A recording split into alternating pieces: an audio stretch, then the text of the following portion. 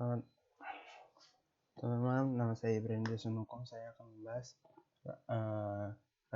tentang rangkaian listrik seri dan paralel. Sebelum membahas rangkaian listrik paralel dan seri, alangkah baiknya kita mengetahui tentang rangkaian listrik itu apa. Rangkaian listrik adalah sebuah jalur atau rangkaian sehingga elektron dapat mengalir dari sumber voltase atau arus listrik. Proses perpindahan elektron inilah yang kita kenal sebagai listrik. Elektron dapat mengalir pada material penghantar arus listrik, yakni konduktor. Oleh karena itu, kabel dipakai pada rangkaian listrik karena kabel terbuat dari tembaga yang dapat menghantarkan arus listrik. Tempat di mana elektron masuk ke dalam rangkaian listrik dinamakan dengan sumber listrik. Setiap benda yang memakai listrik untuk penggunanya disebut sebagai beban listrik. Pada gambar di bawah, lampu merupakan beban listrik dan sumber listrik berasal dari baterai, seperti gambar A dan B.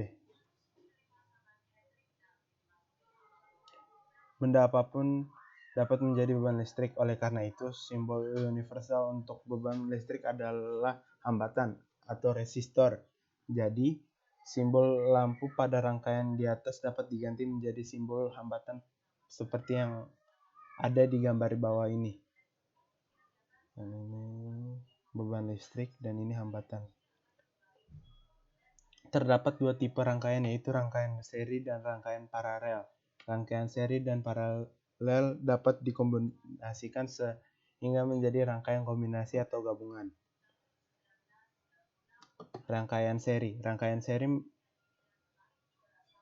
merupakan sebuah rangkaian listrik yang komponen disusun secara berderetan hanya melalui satu jalur aliran listrik. Contohnya adalah sebuah rangkaian yang memiliki dua resistor, tapi hanya terdapat satu jalur kabel untuk mengaliri listrik, seperti pada gambar di bawah ini. Nah, pada rangkaian seri tersebut, arus listrik mengalir besarnya sama tiap elemen dan dirumuskan dengan total hambatan resistor seri merupakan penjumlahan masing-masing hambatan yang dirumuskan dengan seri. Nah, sekarang kita akan membahas paralel. Rangkaian paralel seperti yang minggu lalu saya pernah jelaskan. Ada beberapa dan ini beberapa rumusnya.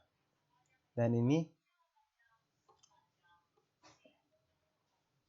beberapa contoh soal tentang voltase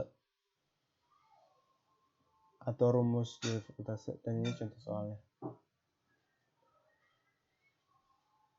Dan saya memberikan solusi dan penjelasannya.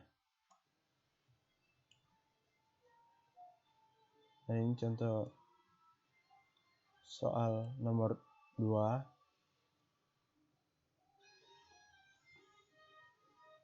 Dan penjelasannya.